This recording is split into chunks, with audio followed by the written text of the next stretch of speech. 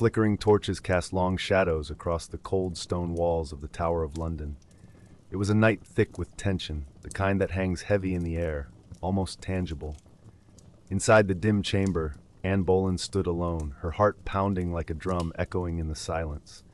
The sound of distant footsteps grew louder, a cold reminder of the verdict that had sealed her fate. Outside, the Thames whispered secrets to the night, its dark waters reflecting the pale moonlight. Anne's eyes, once sparkling with ambition, now flickered with a mixture of fear and defiance. She knew her destiny was written not by the stars, but by the whims of a king's heart. A heart she had once captured with her wit, charm, and beauty, a heart now turned cold and unyielding. Her breath was shallow, each inhale a reminder of the life she would soon leave behind. The fabric of her gown rustled softly as she turned to face the door, ready to meet her end with the dignity of a queen. The heavy oak door creaked open, and the muffled sounds of the guard's armor clinking filled the room. They approached, their faces blank, their duty clear. Anne held her head high, her voice steady as she whispered a final prayer to the heavens. The air was cool against her skin, the scent of damp stone and candle wax mingling in the stillness. Her heart ached not just for herself, but for her daughter Elizabeth, an innocent caught in the web of royal intrigue. But to understand how we got here, to this moment of betrayal and impending death, we must journey back through the corridors of time. Back to the days when young Henry, full of promise and vigor, first ascended the throne. A time when the future was unwritten, and the court of England was a stage set for glory and despair. In the dim glow of a new dawn, over Greenwich Palace, the River Thames whispered secrets to the morning mist. It was here, against the backdrop of whispers and aspirations, that young Henry came into the world on June 28, 1491. The air was thick with the scent of wet stone and the distant calls of waterfowl, echoing through the heavy silence of pre-dawn. The corridors of the palace were lined with tapestries that muffled the sounds of footsteps, creating a cocoon of anticipation around the birth of this second son to Henry VII and Elizabeth of York. From his earliest days, Henry was cradled in the warmth of expectation and legacy. His elder brother Arthur was the heir apparent, the bright star destined to carry the Tudor line forward. And yet, fate, with its capricious hand, would soon pivot the course of history. Arthur's sudden death in 1502 left a vacuum that young Henry, scarcely 11 at the time, was thrust into. The castle's stone walls captured the solemnity of this shift, each heavy door creaking under the weight of destiny. Henry was a child of contrasts, a princeling with a scholar's mind and a soldier's heart. He was drawn to the clamor of the joust as much as the serenity of the chapel, where the scent of incense mingled with the echoes of Gregorian chants. His education was robust, a tapestry woven with threads of Latin, arithmetic, and theology, preparing him for the unforeseen path to kingship. The court, with its vibrant array of colors and the rustle of silk and velvet, became the playground for his developing ambitions. As he grew, so too did the kingdom's need for stability and continuity. His father, Henry VII, was a king of prudence and calculation, his reign marked by the cautious consolidation of power following the tumultuous Wars of the Roses. The young Henry observed the delicate dance of diplomacy and power, learning the art of subtlety beneath the stern gaze of his father. The scent of ink and parchment in the royal library was intertwined with the lessons of governance and the weighty matters of state.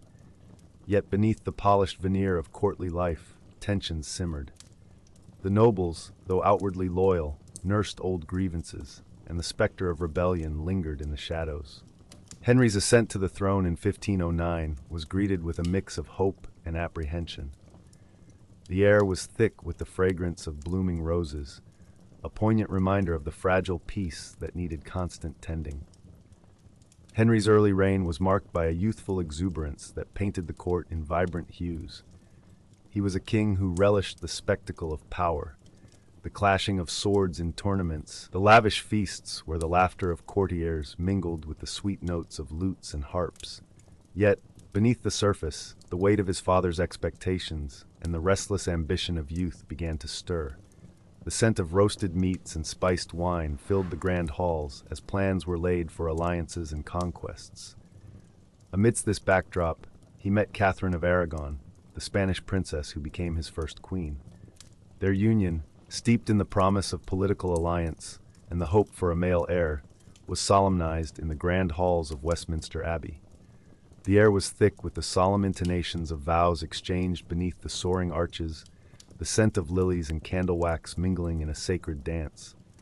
But time, relentless and unforgiving, would soon test their union. The years passed, and with each failed pregnancy, a shadow of doubt crept into the heart of their marriage. The court echoed with the quiet murmurs of discontent, the rustle of silks and the clink of goblets, punctuating whispered conversations about the future of the Tudor line. Henry, once buoyant and assured, found himself ensnared in a web of frustration and longing. It was during these years of uncertainty that Anne Boleyn entered the tapestry of Henry's life. Her presence was a spark in the dim corridors of court, a vibrant contrast to the muted tones of duty and expectation.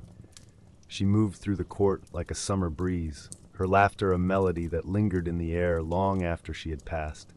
Her eyes held a promise of new beginnings, intoxicating and perilous in equal measure.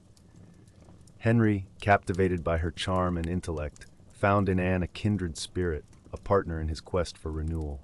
The court buzzed with anticipation and speculation, the scent of intrigue a constant companion to the daily rhythms of palace life. The Thames, ever flowing, mirrored the tides of change that were about to sweep through England with uncompromising force. As the years unfolded, the relationship between Henry and Anne would alter the very fabric of the nation. The air within the court grew heavier with the scent of impending change, the whispers of reform mingling with the cries for continuity. The marriage to Catherine was annulled, a decision that sent ripples through the fabric of both church and state, setting in motion a series of events that would redefine England. Henry's desire for a male heir was more than a personal longing. It was a matter of national survival. The court was a crucible of ambition, where the stakes were as high as the vaulted ceilings of the palaces that housed such dreams. The scent of fear was ever present, a reminder of the precariousness of power in a world where fortune could turn as swiftly as the river's tide. The story of Henry VIII, with all its grandeur and tragedy, began in these moments of yearning and ambition. The palace walls bore silent witness to his transformation from a hopeful prince to a king ensnared by his own desires. The legacy he would leave was one of profound change, a testament to the complexities of human ambition and the inexorable passage of time. As the night deepens and the world outside falls silent, the tale of Henry VIII reminds us of the eternal dance of power and legacy. The air cools and the gentle murmur of the Thames continues its age-old song, a lullaby for those who seek solace in the stories of the past. And so, with the final notes of the day's symphony fading into the quiet embrace of night, the story of Henry's origins lays softly upon the heart, a whisper of history woven into the tapestry of dreams. As dawn's gentle light caressed the towers of Greenwich Palace, the air was thick with anticipation. The river Thames, a ribbon of silver winding through the heart of England, bore witness to the rise of a young king whose reign would carve his name into the annals of history. Henry VIII, now seated upon the throne, was a man of vigor and vision, ruling with a spirit that mirrored the Renaissance sweeping through Europe, a time of rebirth and reimagining. The year was 1509, and the court buzzed with the energy of fresh beginnings. The scent of fresh-cut roses mingled with the cool morning mist, while courtiers, clad in vibrant silks and velvets, filled the halls with whispers of grand ambitions. They spoke of Henry's dreams, of a realm unchallenged, a dynasty unbroken. He was a king who saw himself as destined for greatness, his every move shadowed by the ghosts of his ancestors, their whispers urging him onward. Henry's court became a crucible of change. The clatter of hooves on cobblestone echoed through the palace grounds as ambassadors and envoys arrived, laden with gifts and treaties. They came to bear witness to this new era, where the old ways would be cast aside in favor of a future shaped by Henry's hand. The king's desire for reform was palpable, his eyes alight with the fire of innovation. In the great hall, where tapestries depicting the victories and virtues of England's past draped the walls, Henry spoke with a voice that was both commanding and filled with youthful fervor. His words, rich and resonant, carried the weight of a king eager to leave his mark. He sought to reclaim the glory of his forebears, envisioning a realm strengthened by alliances and fortified by faith. Yet, beneath the surface of this burgeoning power, the seeds of discord were sown. The decision to sever ties with the Catholic Church, a move that would redefine the spiritual landscape of England, loomed on the horizon.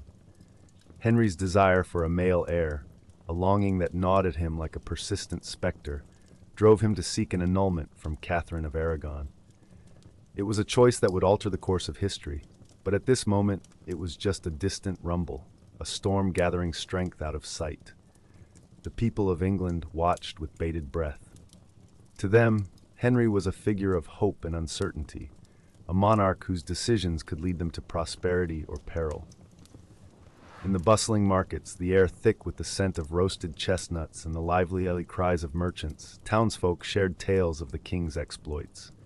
They spoke of his jousts, where the clash of steel and the cheers of the crowd resonated like thunder, and of his courtly entertainments, where music and laughter flowed like wine. In the countryside, where the gentle rustle of leaves and the distant call of a nightingale painted a serene picture, farmers and villagers pondered the changes that might come. To them, Henry's reign was a tapestry of possibilities, each thread woven with the promise of better days or the fear of upheaval. They prayed for a king who would lead them with wisdom and strength, a guardian of their peace and prosperity. The court, meanwhile, was a theater of intrigue and ambition. Beneath the glittering veneer of pageantry, where the clinking of goblets and the murmur of hushed conversations filled the air, rival factions vied for influence. Advisors and nobles, each with their own agendas, sought to shape the king's policies to their advantage. It was a dance as old as the crown itself, a delicate balance between loyalty and self-interest. Henry's court was a crucible of new ideas, a place where the Renaissance took root and flourished.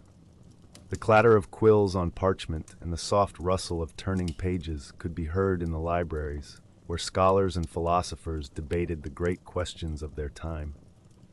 The king, ever the patron of the arts, encouraged this flow of knowledge, his patronage breathing life into the cultural renaissance that would come to define his reign.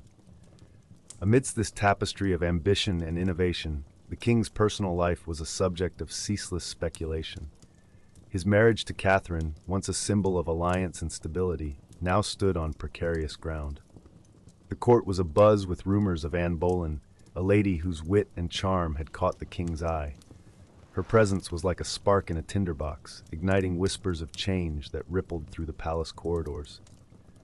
As the sun dipped below the horizon, casting long shadows across the palace grounds, the air grew thick with the scent of impending rain. The court settled into a hushed anticipation, aware that the decisions made in these hallowed halls would reverberate far beyond their walls. Henry, now more than ever, stood at the crossroads of his reign, a king poised on the edge of transformation.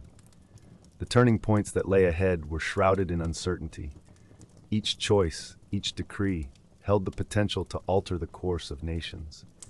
To the people living through these times, it was a period of profound change, a chapter in history where the future was as malleable as clay.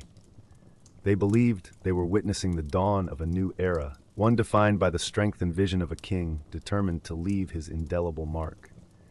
And so, as the night deepened and stars began to twinkle in the velvet sky, the world held its breath, waiting for the moment when Henry VIII would take the leap into the unknown, guided by ambition and the relentless pursuit of legacy. It was a time of rise, of power and promise, of dreams and destiny, a time when the echoes of the past met the whispers of the future, and history was forged anew. The year was 1533. A chill hung in the air as a damp fog rolled in from the river Thames, enveloping the city in a shroud of uncertainty. Within the walls of Greenwich Palace, the air was no less oppressive. It crackled with tension and the weight of decisions that would alter the course of history. Henry VIII, a king once brimming with youthful exuberance and dreams of glory, now stood at a crossroads, a crisis of his own making. The clang of armor echoed through the stone corridors, a reminder of the power that surrounded him, yet felt so distant.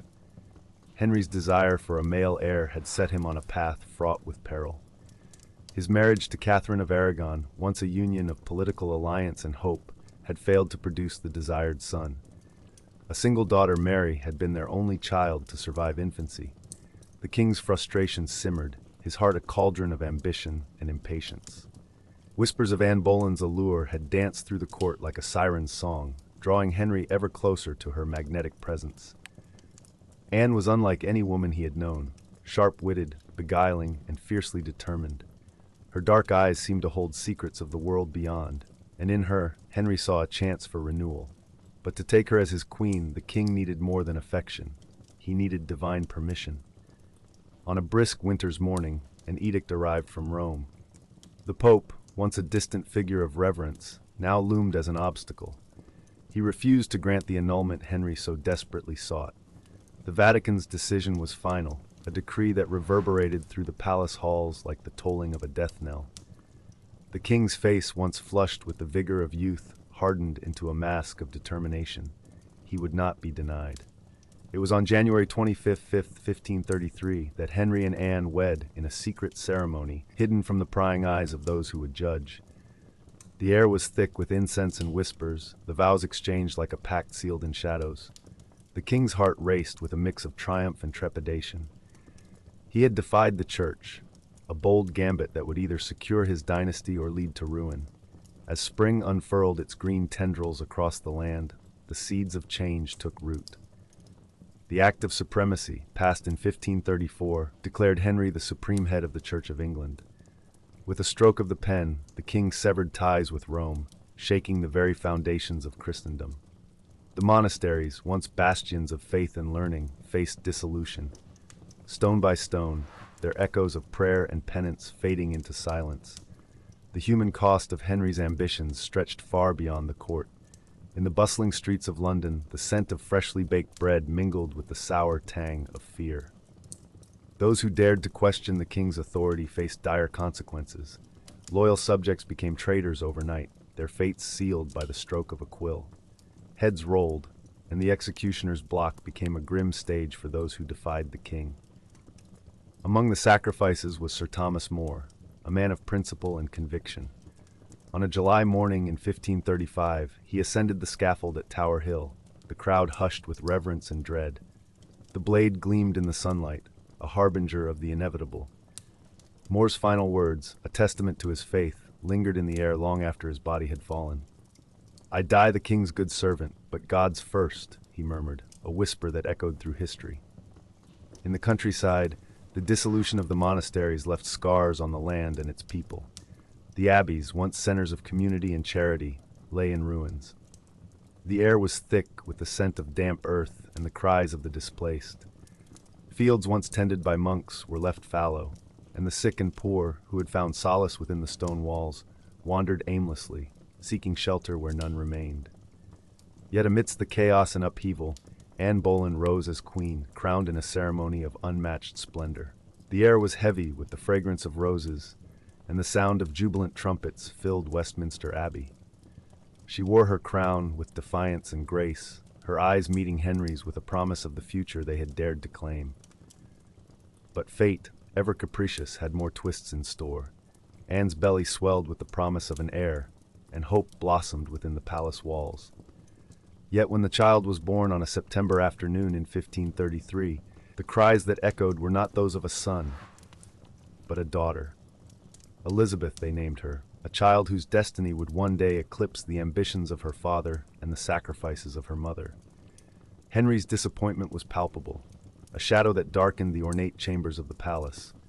The king who had defied the world now faced the unsettling reality that his legacy remained uncertain.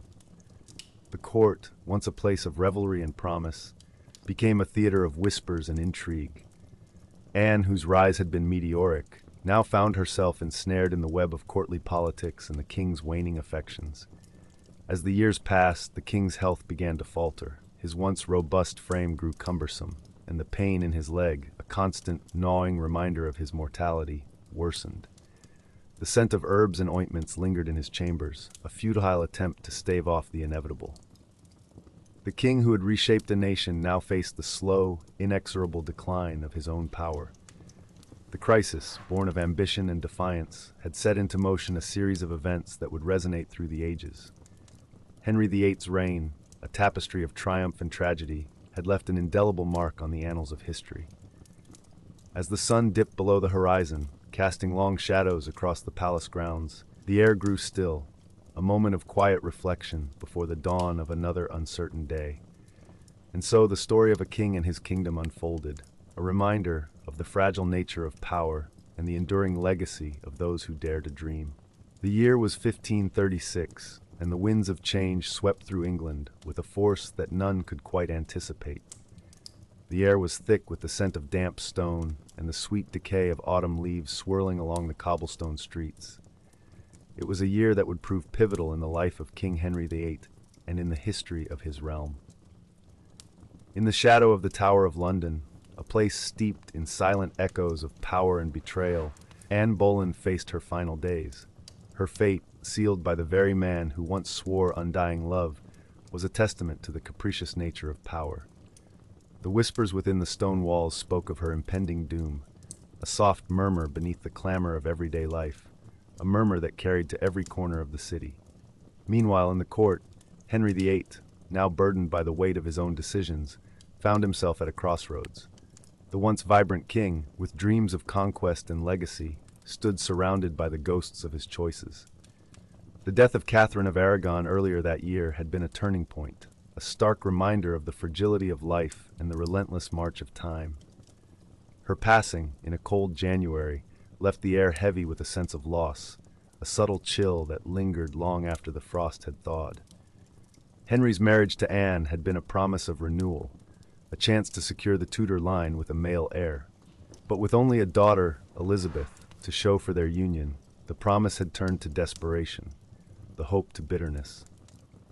In the cold corridors of Greenwich Palace, the king paced, the soft tread of his boots echoing like a heartbeat. Each step was a reminder of the urgency that drove him, a need to defy the papal authority that had once bound him and to reshape the religious landscape of England forever. The Act of Supremacy in 1534 had been Henry's boldest stroke, severing ties with Rome and declaring himself the supreme head of the Church of England. This audacious move, one that sent ripples through the fabric of European politics, was both a declaration of independence and a gamble of monumental proportions. The church bells that once tolled in harmony with Rome now sang a different song, their deep tones resonating with the new order, a sound both familiar and foreign in the ears of the faithful. As the year 1536 unfolded, the king's court became a stage for intrigue and ambition. Noblemen and courtiers, each with their own designs, navigated the treacherous waters of favor and suspicion. Among them, Thomas Cromwell, Henry's chief minister, emerged as a key architect of the king's Reformation. His sharp mind and cunning strategies were instrumental in orchestrating the dissolution of the monasteries, a sweeping act that would redefine the religious and economic landscape of England. The monasteries, once bustling centers of faith and learning, fell silent as their walls crumbled under the weight of royal decree. The scent of dust and old books lingered in the air, a testament to the lives and histories lost in the pursuit of power. As the king's coffers swelled with the wealth of these institutions, the common folk felt the tremors of change beneath their feet. The land, once tilled by monks, now lay open to the ambitions of the crown and the hungry eyes of the nobility. In this turbulent year, the world around Henry VIII shifted irrevocably. The execution of Anne Boleyn in May marked the end of an era, a poignant reminder of the high stakes in the Game of Thrones. Her fall from grace, swift and unforgiving, left a void that was both personal and political. The air at the tower was thick with the scent of rain-soaked earth and the quiet resolve of a woman who had dared to dream of being queen. Her final moments, witnessed by a select few, were etched into the annals of history, a silent testament to the cost of ambition. With Anne gone, Henry's gaze turned once more to the future, to the possibility of securing his legacy with a male heir. In October of that same year, he wed Jane Seymour, whose gentle demeanor and unassuming presence promised a respite from the turbulence of his previous unions. The court, weary of the relentless drama, held its collective breath, hoping for a return to stability. the whispers of hope mingled with the crackle of autumn leaves underfoot as the kingdom awaited the next chapter in the reign of its unpredictable king. Yet, beneath the surface, the seeds of dissent had been sown. The Pilgrimage of Grace, a popular uprising in the north, threatened to unravel the fragile peace. The insurrection, born of religious and economic discontent, was a stark reminder that the king's reformations were not universally embraced. The sound of marching feet and the clang of swords echoed through the countryside, a chorus of defiance against the sweeping changes imposed by the crown. Henry, ever the strategist, met this challenge with characteristic resolve. He quelled the rebellion with a mixture of diplomacy and force, a testament to his enduring grip on power. But the rumbles of unrest served as a reminder that his reign, though marked by triumphs, was also fraught with danger. The scent of smoke from distant fires lingered in the air, a subtle warning of the challenges that lay ahead. As the year drew to a close, the king's health began to falter, the once vibrant monarch now plagued by ailments that sapped his strength. The corridors of the palace grew quieter, the soft murmur of courtiers replaced by the steady ticking of time.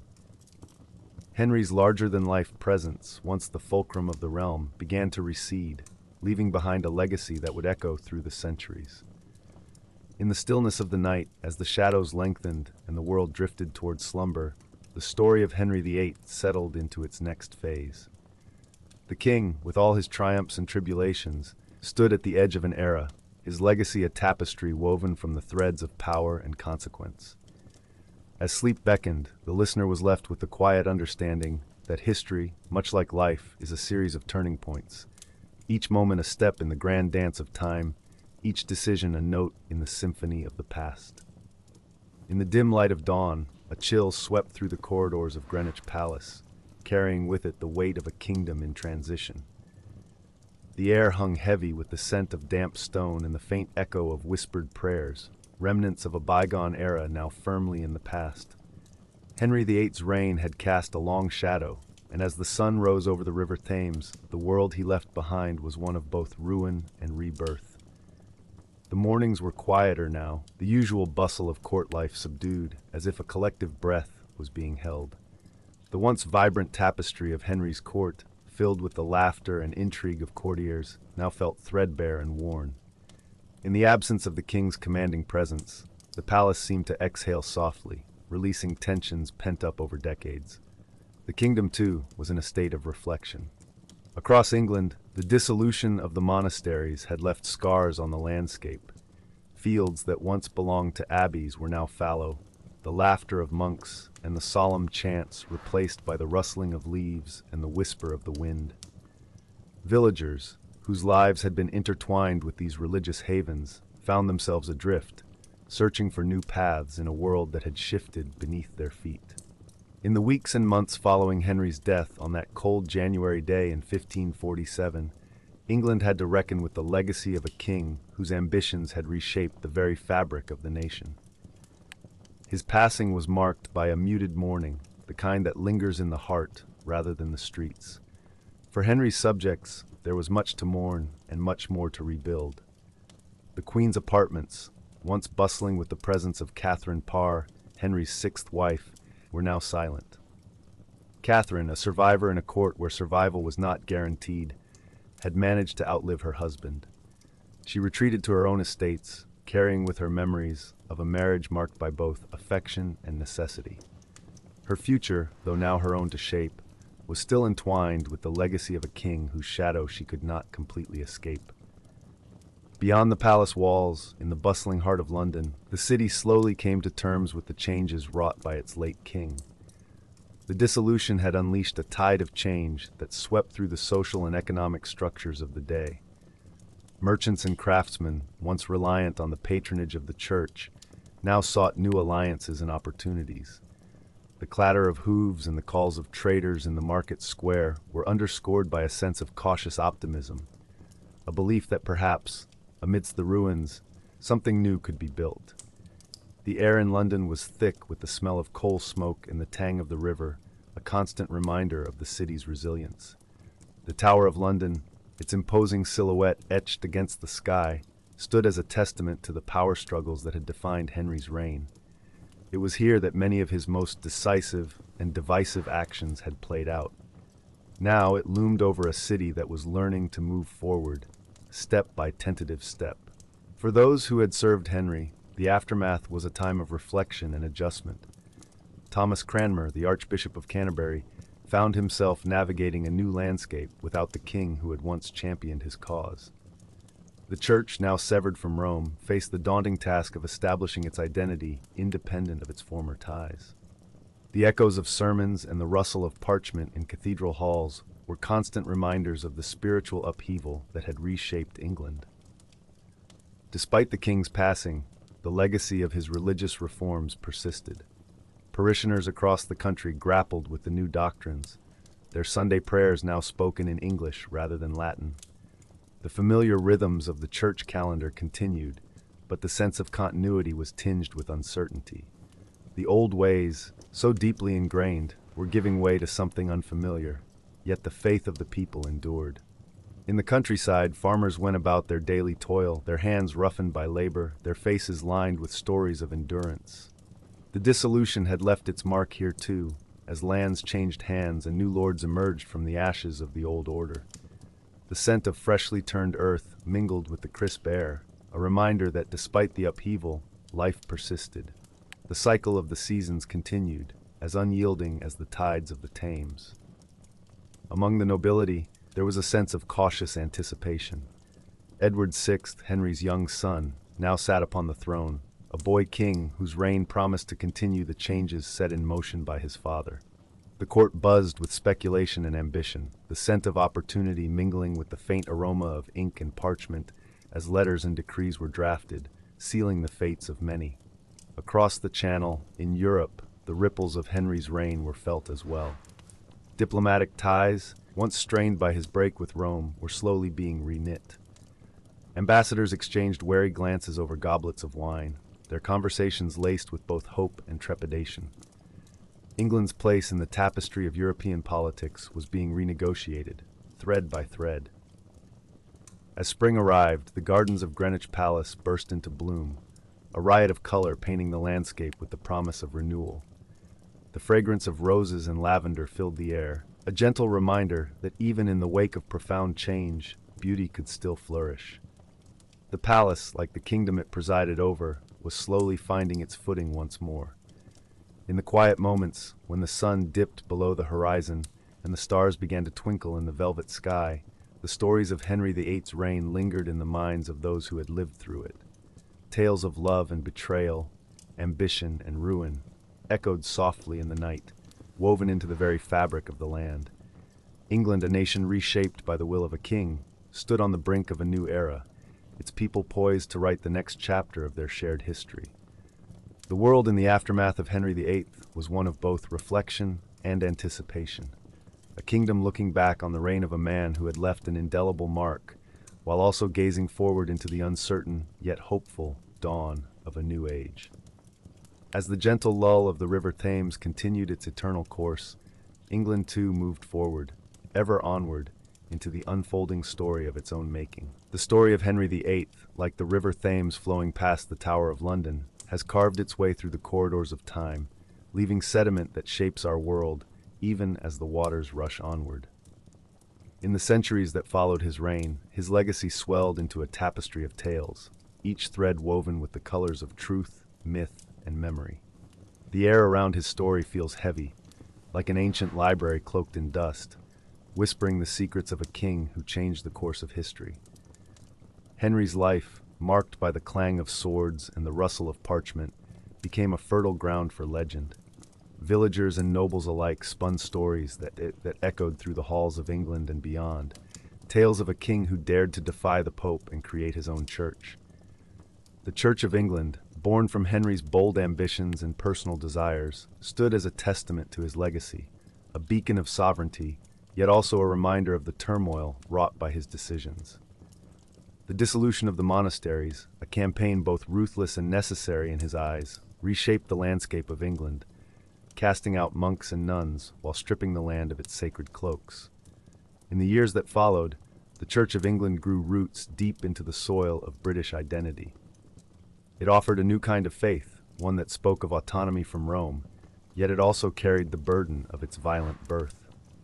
The echoes of Henry's decisions reverberated through the centuries, influencing the Reformation across Europe and igniting religious and political upheaval. The scent of incense from the old monasteries lingered in the air, a reminder of what was lost amid the king's unyielding quest for power and legacy. The image of Henry VIII himself, towering, larger than life, became a fixture in the minds of those who came after. To some, he was a hero, a king who ushered England into a new era of strength and independence. To others, he was a tyrant, a man whose appetites and ambitions left devastation in their wake. The portraits of Henry, with his piercing eyes and commanding presence, became symbols of a reign that was both glorious and grim. His marriages, each fraught with drama and tragedy, were the subjects of whispered tales and ballads sung by firelight. Yet beyond the stories and myths, Henry VIII's legacy bore tangible fruits. The English Renaissance, nurtured in the fertile ground of his court, blossomed into a period of cultural and artistic flourishing. Literature, music, and art thrived, with figures such as William Shakespeare and Thomas More finding inspiration in the echoes of Henry's reign. The air was filled with the sounds of lute and viol, the vibrant hues of tapestries and paintings bringing life to the stone walls of castles and manors. Politically, Henry's reign set in motion a series of events that would shape the British Empire and influence the world for generations. The consolidation of royal power, a product of his ambition and reforms, laid the groundwork for a centralized state capable of wielding immense influence. His break with Rome, once a daring and controversial act, became a foundational moment in British history, altering the course of its religious and political landscape. Yet, with every legacy comes a shadow. The human cost of Henry's reign, the lives lost and the hearts broken, cast a pall over the achievements. The executions, the betrayals, the relentless pursuit of a male heir, all left scars that would not soon fade. The people of England, from peasants to nobles, felt the weight of Henry's decisions, their lives forever altered by the king's insatiable drive. As the centuries unfolded, Henry VIII's story was retold countless times, each retelling adding layers to the mythos. The plays and novels, the films and operas, all contributed to the kaleidoscope of his legacy, a blend of fact and fiction that continues to captivate. The texture of his story, both rough and smooth, offers a reflection of a complex man and a tumultuous era. The Tower of London, where many of Henry's dramatic tales unfolded, stands as a silent witness to his legacy. The stones, cool to the touch, hold memories of whispers and cries, of prisoners in power. It is a place where the past feels alive, where the ghosts of history walk alongside the living. The River Thames, ever flowing, carries the stories onward, its waters a constant reminder of time's relentless march. In the quiet moments of dusk, when the sun dips below the horizon and the world is hushed, the legacy of Henry VIII lingers in the air. It is a presence felt in the traditions of the Church of England, in the echoes of Renaissance art and literature, in the complexities of British identity. The scent of old paper and candle wax, the sound of hushed voices in ancient chapels, these are the sensory remnants of a king's reign, woven into the fabric of history. The story of Henry VIII is not just one of a king and his court, but of a nation and its people. It is a tale that speaks to the human condition, to the desires and fears that drive us, to the legacies we leave behind. As the listener drifts into sleep, the narrative of Henry VIII settles like a gentle mist, a reminder of the enduring power of stories and the people who live within them. In the quiet folds of history, as the River Thames whispers tales of old, we find ourselves contemplating the life of Henry VIII, a tapestry woven with ambition, love, and the inexorable march of power. His story is not just that of a king, but of a man who dared to reshape his world in pursuit of his desires, leaving in his wake both glory and ruin. In the dim glow of centuries past, we see how ambition can lift us to great heights, yet blind us to the precipice beneath our feet. Henry's reign, with its grand vision and sweeping changes, reminds us of the dual-edged nature of power, a force that can create as easily as it can destroy. Love, too, played its intricate role in Henry's narrative, a force that sought to bind together what ambition often tore apart. From the tender hopes of young love to the stormy seas of passion and betrayal, Henry's heart was a battleground as volatile as his kingdom. It is a testament to the human condition, the eternal quest for connection amidst the isolation of power. In his marriages, we see the fragile nature of human bonds, how they are tested by time, circumstance, and the relentless demands of destiny. Yet, amid the triumphs and failures, there remains a thread of survival, a resilience that speaks to the core of humanity. The England that emerged from Henry's reign bore the scars of his choices, but also the seeds of renewal and growth. It is this ability to endure, to transform suffering into strength, that is the true legacy of any age.